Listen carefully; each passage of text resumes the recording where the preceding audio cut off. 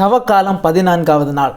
என் அன்பு தோழமை உறவுகளே, தவக்காலத்துடைய 14வது நாளில் அடியெடுத்து வைத்திருக்கின்ற நாம் இன்று நாம் என்ன செய்ய வேண்டும் என்றால், நோயுற்றோரை நாம் கவனிக்க வேண்டும். இன்றைய உலகிலேயே நிறைய பேர் உடல் அளவிலும் உள்ள அளவிலும் நோயிற்று காணப்படுகிறார்கள். மருத்துவமனைகளிலும் வீடுகளிலும் படுத்த படுக்கையாக இருக்கின்றார்கள். அவர்களை நாம் சென்று கவனிக்க வேண்டும். அவர்களுக்கு நம்மாலான உதவியை செய்ய வேண்டும். அவர்கள் படுகின்ற துன்பத்தை நாம் பங்கேற்க வேண்டும். அவர்கள் நோயிலிருந்து விடுபட நம்மாலான உதவி அவர்களுக்கு செய்ய வேண்டும். எனவே இன்றைய நாள் நாம் செய்ய வேண்டியது நோயுற்றோரை சென்று கவனிக்க வேண்டும். இரண்டாவதாக நாம் எதை தவிர்க்க வேண்டும் என்றால், ஆடம்பரத்தை தவிர்க்க வேண்டும். இன்றைய உலகிலேயே நாம் நிறைய பேர் ஆடம்பர வாழ்க்கைக்காகவும் செல்வ செழிப்பிலையும் வாழ்வதற்காக ஆசைப்படுகிறோம், வாழ்ந்து வருகின்றோம்.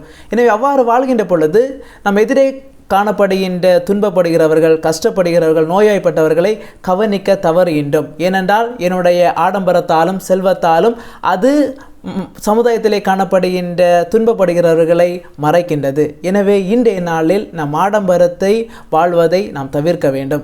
எனவே பிரியமானவர்களே, தவக்காலத்துடைய 14வது நாளில் நாம் என்ன செய்ய வேண்டும் என்றால், நோயுற்றோரை நாம் சென்று கவனிக்க வேண்டும். எதை தவிர்க்க வேண்டும் என்றால், ஆடம்பர வாழ்க்கையை தவிர்க்க வேண்டும். எனவே இந்த வரத்திற்காக இன்றைய நாளில் நாம் கடவுளிடம் மன்றாடவும்.